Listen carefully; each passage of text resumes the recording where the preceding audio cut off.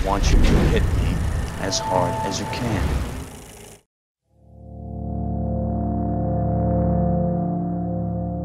Hey guys, Paul Schreier with JoBlo.com. I am here at CinemaCon 2019.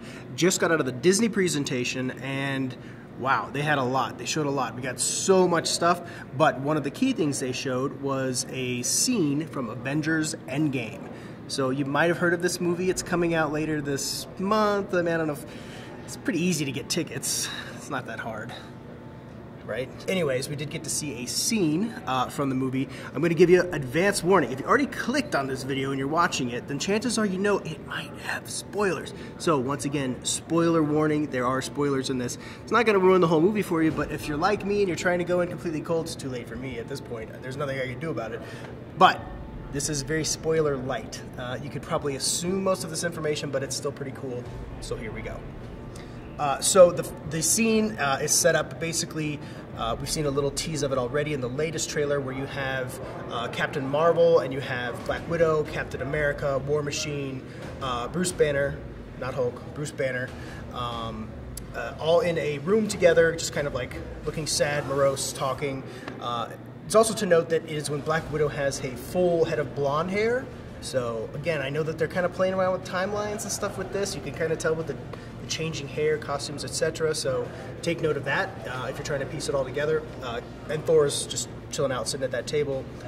Basically, the scene starts with Captain Marvel saying, in her normal kind of, you know, she's got kind of like a cocky attitude, she's a lot of bravado. She's like walking away from Cap and Black Widow, and she just says, she just storms off, and they say, "Where are you going?" She says, "I'm going to kill Thanos." Just like that, you know, like it's, I'm going to go take out the trash.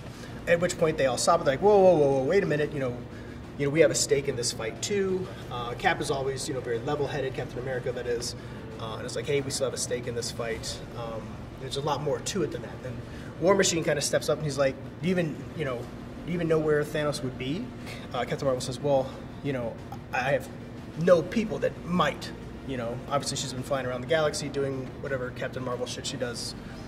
So anyways, and then War Machine says, you know, well, where have you been anyways? You know, and Captain Marvel says, well, you know, not every other planet out there is fortunate enough to have guys like you protecting it. Which is a good point. Fair point for Captain Marvel. After they say, you know, do you even know where you could find Thanos?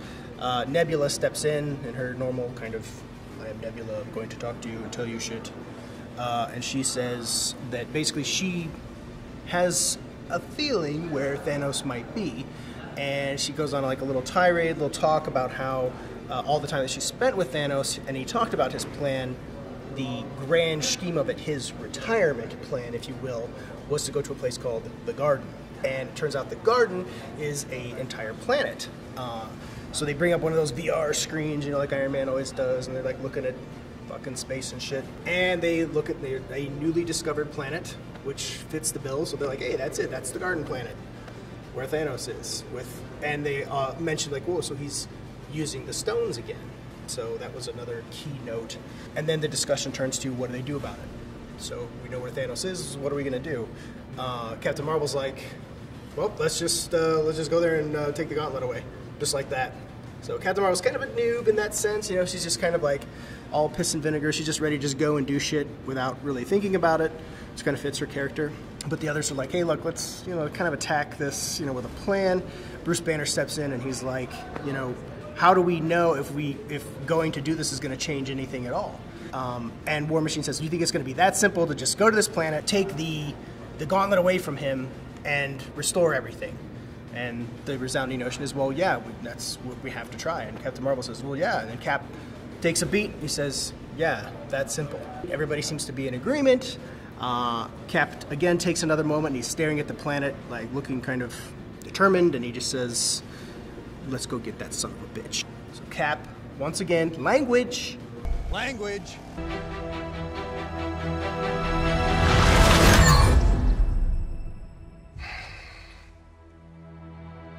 I like this one. So they break from that scene and they show everybody suited up in Rocket's ship. Rocket Raccoon, as we know, who survived the snap. Rocket is piloting the ship. He's the captain. You have Cap, you have Black Widow, you have Thor, Nebula, and Captain Marvel all strapped into the ship. and Rocket in his usual humor. I think it was in one of the trailers too, where he says, you know, who here has been to space? Raise your hand. So those, or who hasn't been to space? Sorry, raise your hand. So those that haven't been, raise their hand. And Rocket just kind of looks back and he's like, "Don't puke in my ship," which, you know, it's pretty funny because they might. And then as he says that, he sets their course into like light speed, and they fly into that cube shit thing from Guardians of the Galaxy where they get transported to another dimension on their way to fight Thanos in the garden. And they show kind of a close-up with the light going past Cap's eye. Very determined. A lot of focus on Cap. I'm going to say that Captain America, a lot of focus on him, his reactions, and his kind of his leadership of the situation, and his investment in the situation.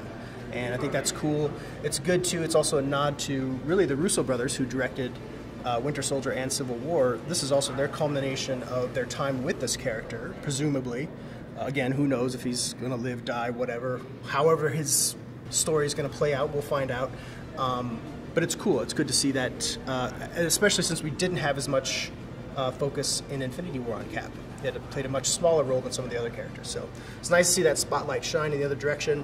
What we saw was really just a great little tease. Again, not major spoilers, but it is spoiler-ish. So there you have it. Hopefully you got your tickets. I got my tickets. I'll be seeing it at the same time as you guys. This is one they're definitely holding close to the chest, and with good reason, because there's going to be a lot of stuff coming out. So yeah, I'll be there. You'll be there. It seems like the whole world is going to be there on opening day. So that's it for Avengers Endgame, the little bit we saw here at CinemaCon. Lots more to tell you from the Disney presentation, so check out the other videos and check us out for the rest of CinemaCon here in Vegas. Lots more to come. You could not live with your own failure. Where did that bring you? Back to me.